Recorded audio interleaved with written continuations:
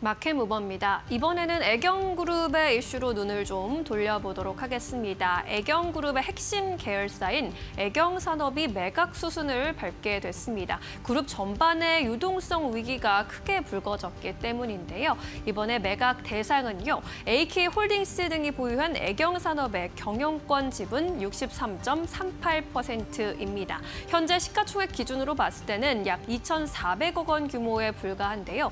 경영권 프리미엄 등이 붙게 된다면 실제로 매각가가 약 5천억 원에서 6천억 원 수준에 이를 것으로도 시장에서는 전망을 하고 있는 상황입니다.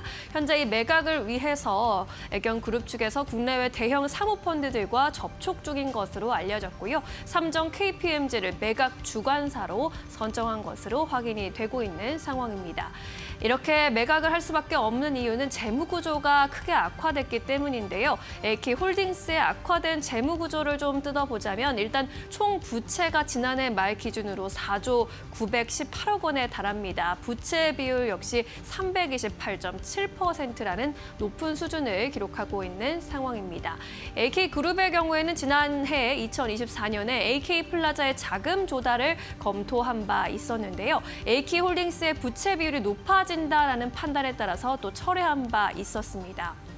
그러나 AK몰이 위메프 사태 여파로 유명무실해졌었죠. 여기에 더해서 신사업이었던 제주항공 사업이 무한항공 사고 여파로 어려움을 크게 겪었습니다.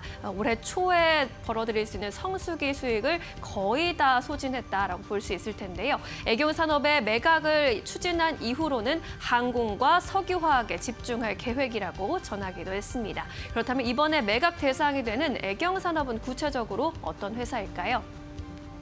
애경산업은 1954년에 애경유지공업으로 출발한 이 그룹의 모태 사업입니다. 우리가 생활용품 브랜드 샴푸로 유명한 케라시스, 그리고 치약으로 대표되는 2080을 보유하고 있고요. 화장품 브랜드로도 루나와 에이지20와 같은 꽤 유명한 브랜드들을 보유하고 있는 회사입니다. 지난해 기준으로 매출이 6,791억 원, 영업이익 468억 원 정도를 기록했고요. 업황에 크게 영향을 받지 않으면서 현금 흐름을 안정적으로 창출해 나가는 회사입니다. 영업이익률의 경우에도 영업이익률 측면에서 업계 3위에 위치하면서 에이블 CNC와 클리오만을 위에 두고 있는 꽤나 탄탄한 회사로 볼 수 있을 텐데요. 이러한 회사가 이런 매각 매물로 나왔다라는 것은 그만큼 애경그룹의 좀 상황이 어렵기도 하고 또 구조조정에 진심이다라는 이야기로 시장에서는 읽히고 있는 상황입니다. 그래도 이렇게 유동성 확보라는 측면에서 힘을 좀 얻어가고 있는 만큼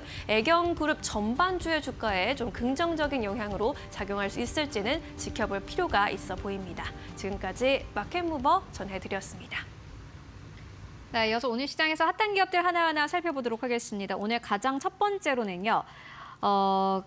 박근호 이사님께서 KINX 가지고 오셨는데 5% 가깝게 급등세 나오고 있습니다. 오늘 장중에는 79,300원대까지 터치가 나왔고 이 기업은 최근의 흐름이 굉장히 좋았습니다. 이게 어떻게 보실까요?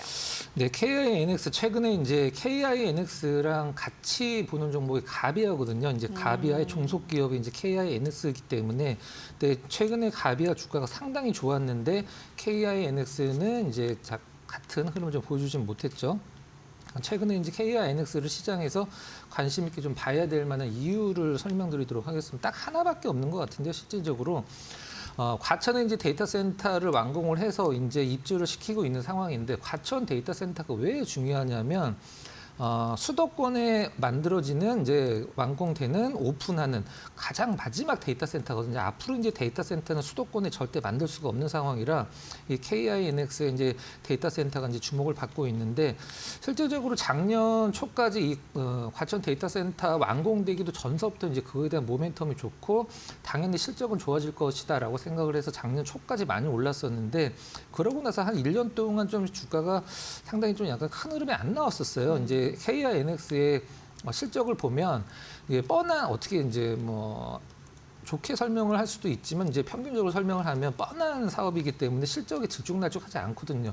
이게 이제 성장을 하지 못하는 상황인데 매년 200억대 중반에 어떤 좀 안정적인 영업이익만 계속 내는 기업이었었는데 이번에 과천 데이터 센터 완공되면서 이제 실적의 변화를 잠깐 설명을 드려보도록 하겠습니다. 일단 과천 데이터 센터가 풀 임대가 된다라고 하면 현재 계약률 한 30% 정도 되는데 일단 풀로 이제 서버 임대가 다 되면은 이제 임대료가 월 한 400억 정도 들어오고 거기서 이제 영업이익률 20% 조금 더 나온다라고 그래요. 그 다음에 네트워크 사용료가 한 400억 정도 나오는데 여기서 이제 KINX 쪽이 얼마 갖고 가는지는 조금 더 좀 알아봐야 될 것 같고. 가장 중요한 것은 최근에 이제 가비아가 왜 올랐는지 시장에서 이제 설명되는 부분이 있거든요.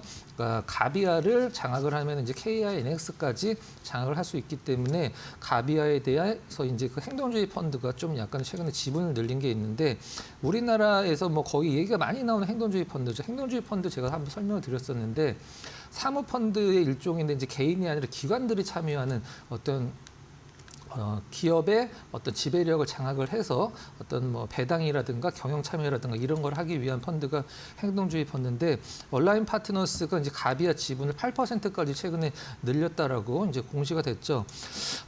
일단 뭐 KINX 같은 경우는 가비아가 36% 정도 보유하면서 종속 기업으로 두고 있는데 이 얼라인 파트너스가 가비아의 지분을 늘리는 것은 이제 가비아의 가장 알짜 종속 기업인 KINX의 어떤 지배력을 높이기 위해서가 아닌가 하는 추측이 좀 나와주고 있는데 뭐 이 부분은 사실 호재면 호재지 뭐 악재는 아니라고 보시면 될 것 같아요.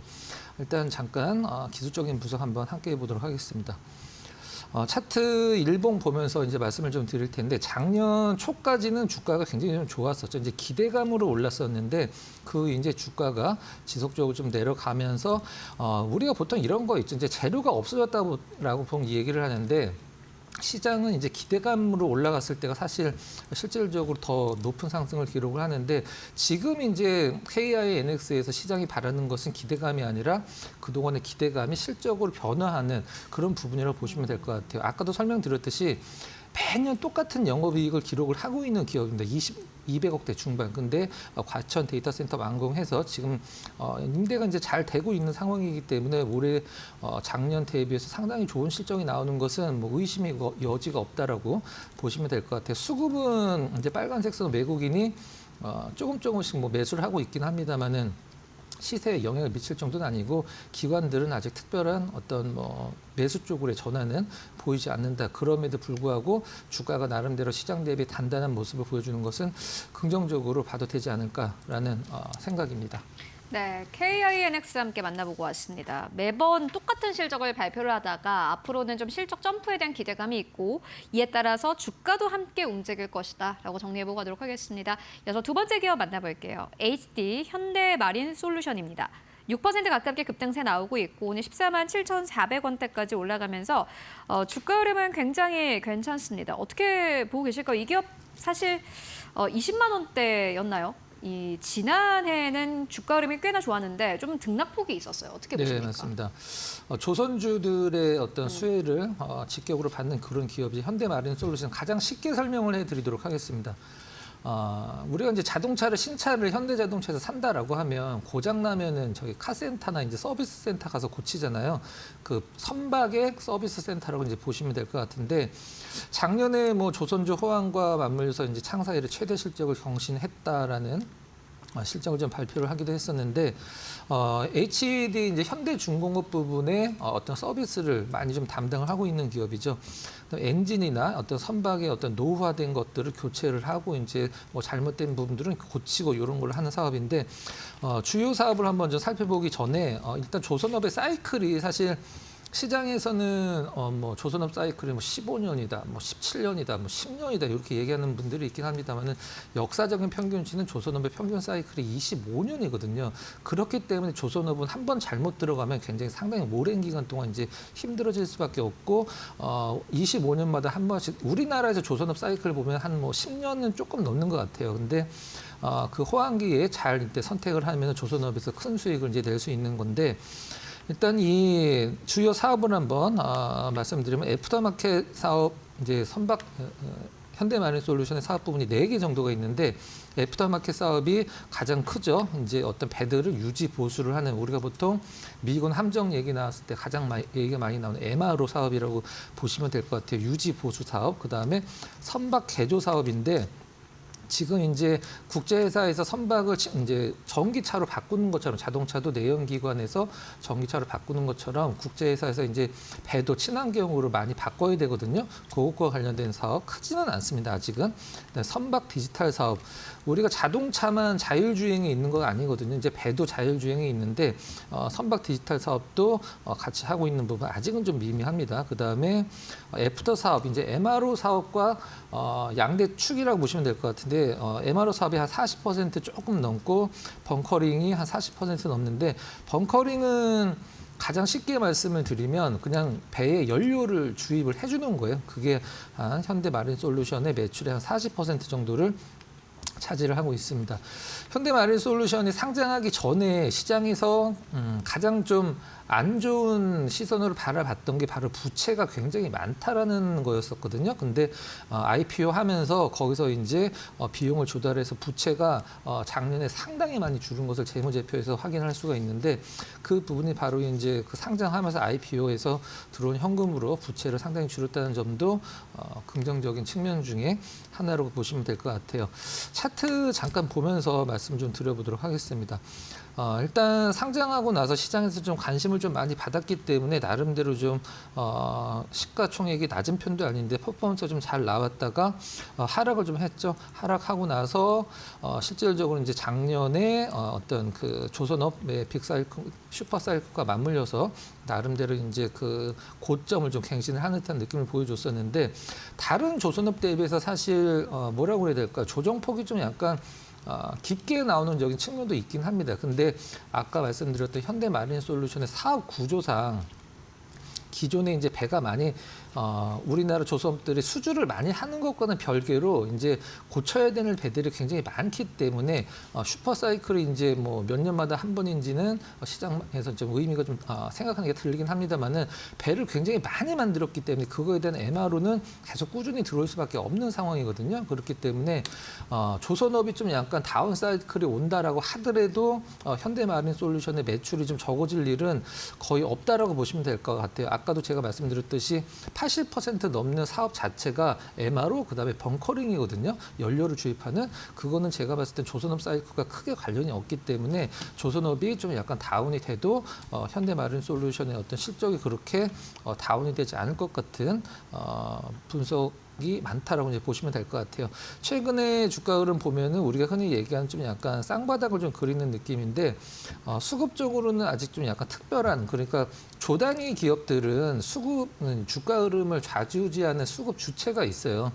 보통 뭐 개인은 아니고 외국인들의 기관, 그러니까 뭐 이 종목은 외국인이 사면 올라가고 팔면 떨어진다. 이 종목은 기관이 사면 올라가고 떨어지는 그런 수급의 주체가 있는데 아직 딱히 뭐 느낌은 없긴 합니다만 제가 봤을 때는 외국인 수급이 실질적으로 현대마린솔루션에서 기관 수급보다 좀 중요한 것 같아요.